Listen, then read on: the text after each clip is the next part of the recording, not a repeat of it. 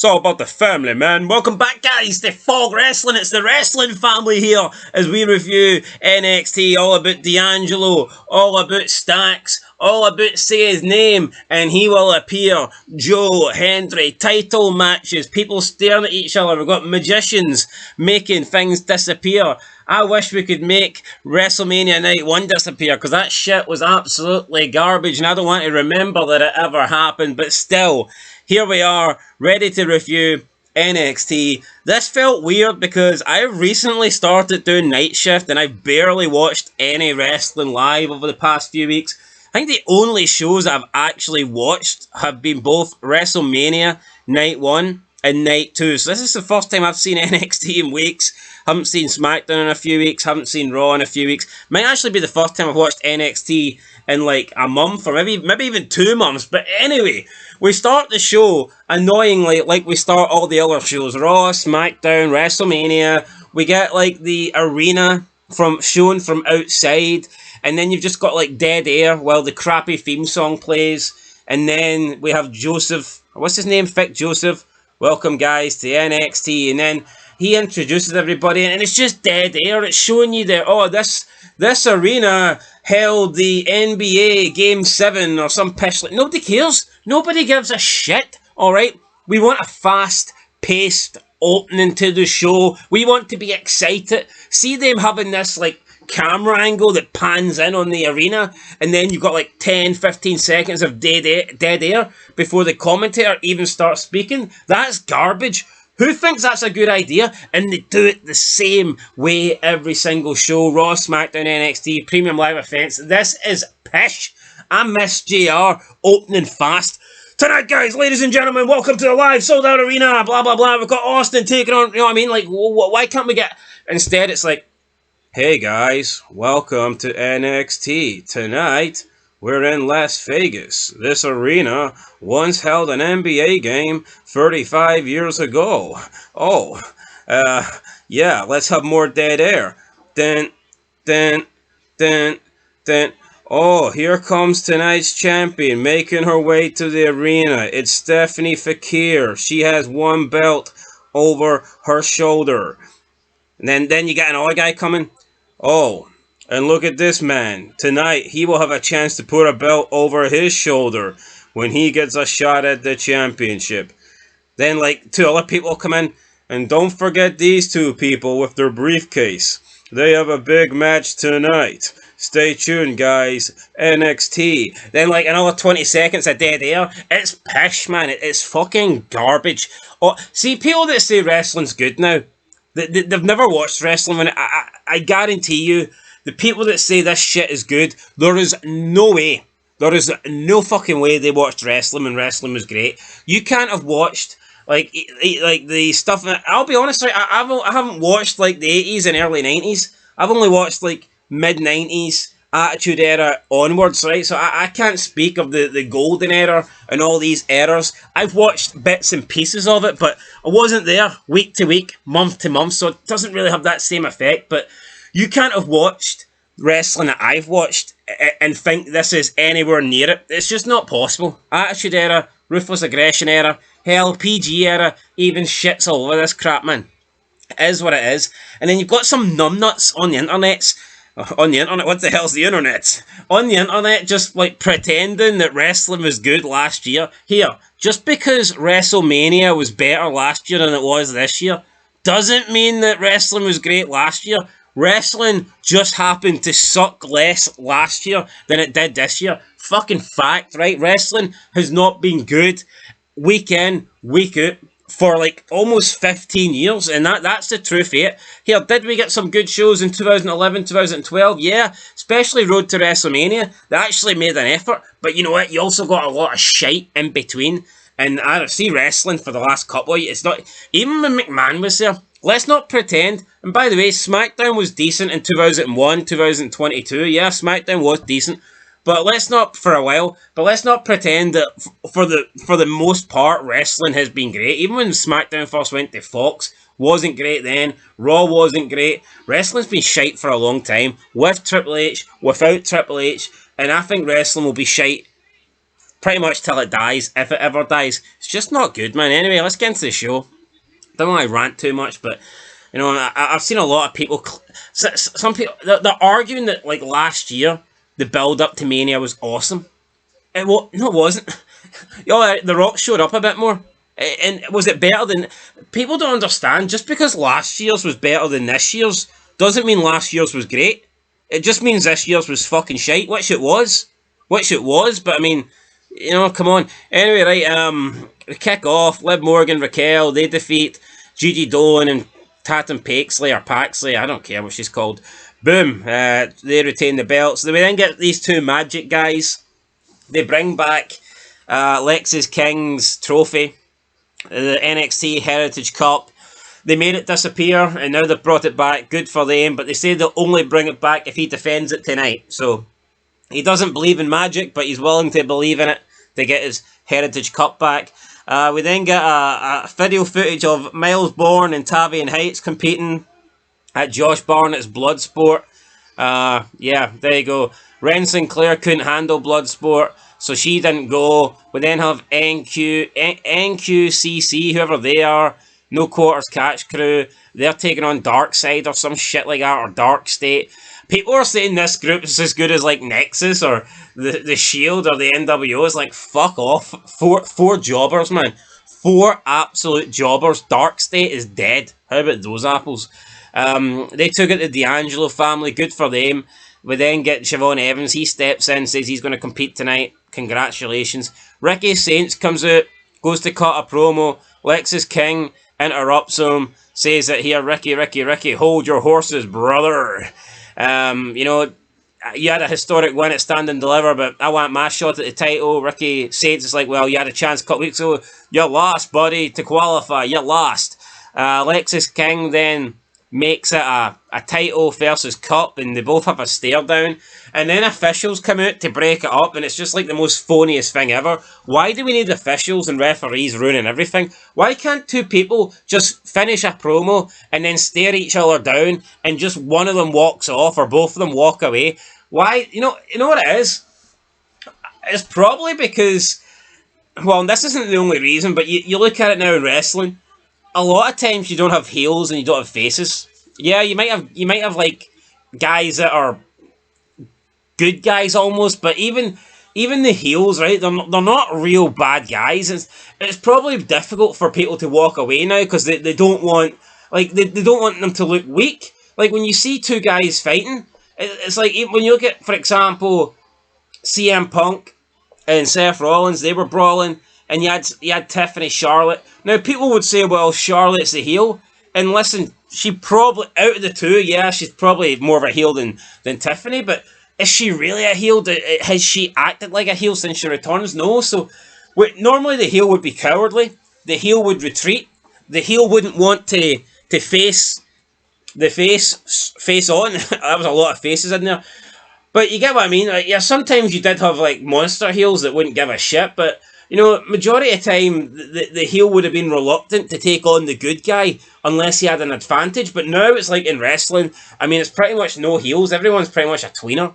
Everyone's like the same. And I think that's partly the reason why they use a lot of security, because they just don't want one guy to back away and be perceived as weak or whatever, or the heel. But anyway, rant there. End of the day, I just hate the security gimmick. It's crap. Right, we then get Hank and Tank are backstage with Sol Ruka and Saria. Fia Hale joins the conversation, wants to have another ladder match. Jada Parker walks by, says she can't be arsed with Fia's energy.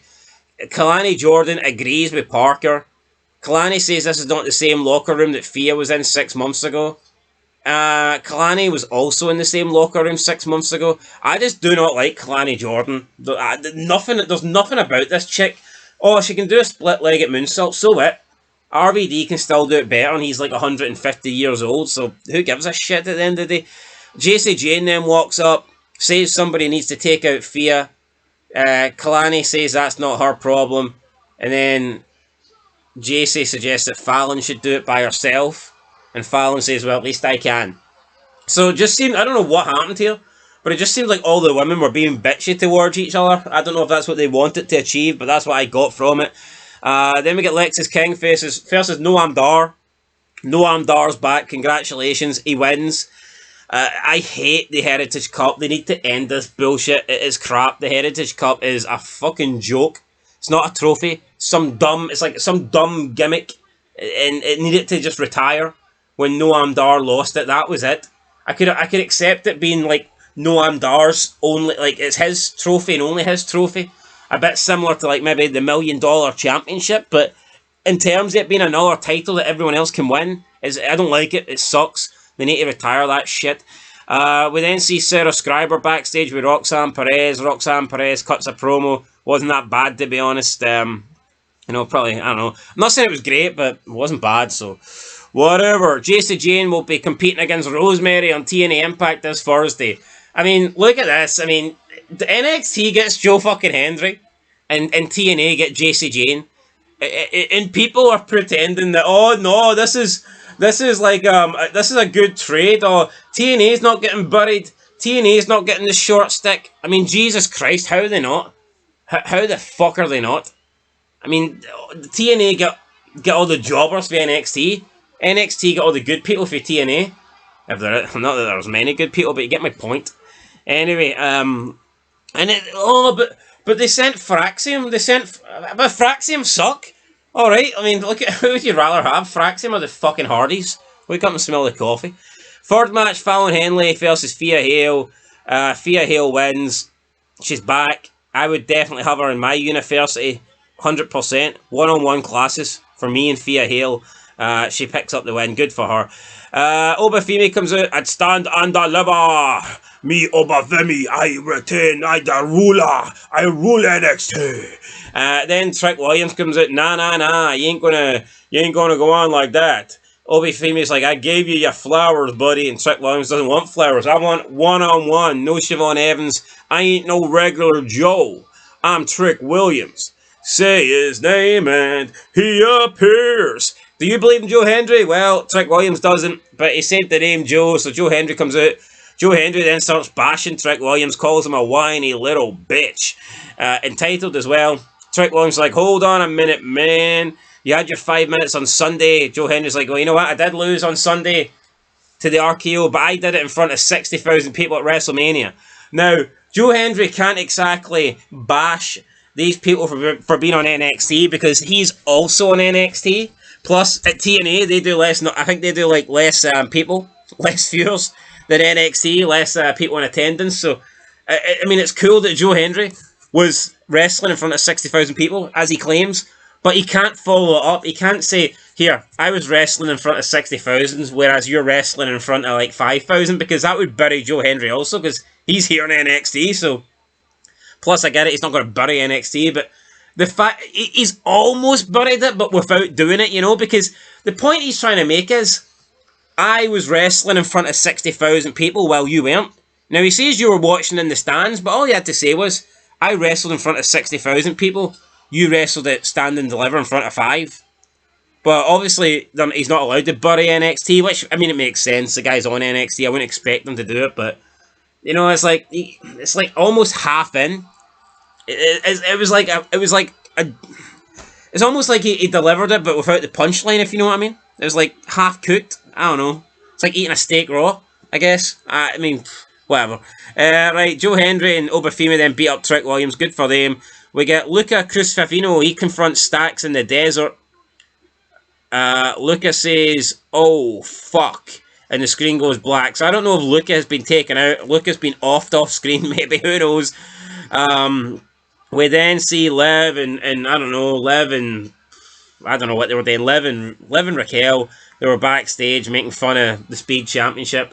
Don't really blame them for doing that. We then see Trick Williams throwing shit around. He's not happy. Javon Evans and Miles Bourne take on Dark State. Dark State win. Boring. We get Yasushiro Inamura tell Ava he's heading to Pro Wrestling Noah. Who gives a fuck? We get Tony D'Angelo. He calls on Rizzo, who's in the hotel room, and he says he needs to get her out of there. He needs to get her to a safe house. Here, she can come and live in my safe house. I'll keep her safe. I'll lock all the doors. I'll lock the basement door, brother. You know, make sure nobody gets in. But anyway, back to the topic here. So, Riso, he's gonna get her out of here. She's like, but me and Stax, we grew up. We grew up. We grew up, Don. Well, come on, Tony. Me and Stax we're like brother sister. You know, he helped me. And Stax said, Tony's like, you know, it's went too far. Blah blah blah. There's two things we can't accept in the family: rats and betrayal. So, we'll see what happens. Family wars maybe coming up. Right, we then see Ricky Saints backstage. He gets attacked by that guy, Lexus King. That's the one. Lexus King blames him for losing the title. Next week, Tony D'Angelo will confront Stax. Andrew Chase opens up a suitcase and he finds his Chase U sweater. Chase University is back in business, buddy. We'll see what happens. I don't know if he's going to get Tia Hale back. Nah, Tia Hale's with me. She's in my university. I've recruited her, so hands off, Andrew Chase. Then we get the main event. Stephanie Fakir versus Roxanne Perez. And like I just don't, I honestly don't get it, right? Can someone explain this to me? I am being deadly serious. Apart from, my only explanation is that people are just hypocritical. But why do people complain when, like, some of us say, you know what, we actually preferred it when wrestling treated women more like females, and they had more like a gender-based role where women were shown as like women and they were allowed to like flaunt their sexuality rather than just trying to act like men, just trying to be a wrestler exactly like men. So, you know, we're just wanting women to act a bit more feminine, a bit more womanly, and for some reason that's the worst thing that you can want. But you've got the same wrestling fans that don't want that just like literally sit there and cream over Stephanie Fakir. Well, especially when she does that spot with Booker T, and you know she's doing that spot, and that's not a wrestling spot. That's a spot where her ass is bouncing up and down, hitting off the mat. I mean, let's be honest. Like, people can say what they want about Trish Stratus. I don't recall Trish Stratus having a move in a match that showed off her ass bouncing up and down. Like, would she do the Stratusfaction or the Stratosphere and King would be freaking out? Yes, but I can't think of a move that she did or Lita did constantly that would basically just show their ass bouncing up and moving around. But for some reason, Stephanie Fakir does it, and it's great, and these people love it. But at the same time, they're like, oh, treat women for their ability, not for their looks. But all these people do is love the NXT women and love women in general in wrestling because of their looks. Like, see if Stephanie Fakir and Julia were ugly, would people be fans? Would people be loving the fact they're in NXT? Would people say they're the two best wrestlers in the world? Absolutely not. It's fucking strange. It's strange that the people that say don't sexualize women, they sexualize them more than anyone else. It's very hypocritical, man. But anyway, I just don't get it. But the difference is, like, as a character, Stephanie Fakir is not sexualized in any way. Her character's not hot. She does not have a hot character or an attractive character. She is literally just a woman that wrestles. She's a woman in, well, she doesn't wear tights, but she's a woman in like spandex that shows off her ass, and people love that. But whereas if you had a woman that maybe dressed more appropriately and didn't do the whole ass thing, she would get bashed more just because. Like Eva Marie, for example. Eva Marie didn't do that kind of, you know, she just came out in wrestling gear that wasn't as revealing as that. But because her character was like, I'm hot, I'm attractive, I'm a model, like, you know, people bash that shit. Like, oh no, we don't want that. That's, you know, you're reducing the women to nothing more than just their looks and their appearance. But that's all these wrestling fans fucking do anyway. So I don't understand it, man. I really don't.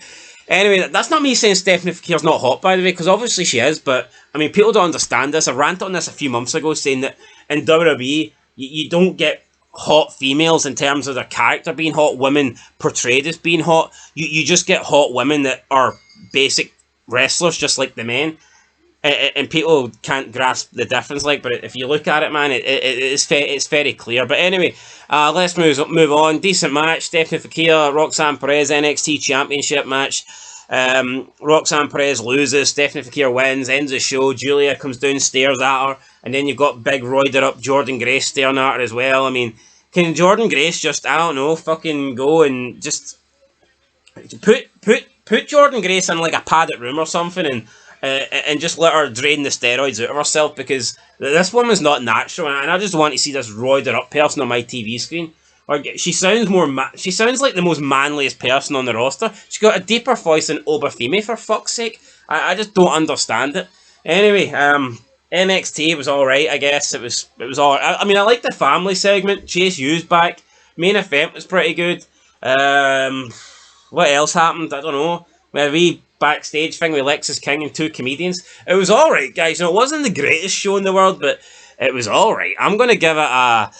I'll give it a 3 out of 10. There you go. Till next time, let me know what you think down below. Actually, no, I'll give it a 4. Joe Hendry was here. Joe Hendry! The local hero. Aye, 4 out of 10, guys. Till next time. Peace.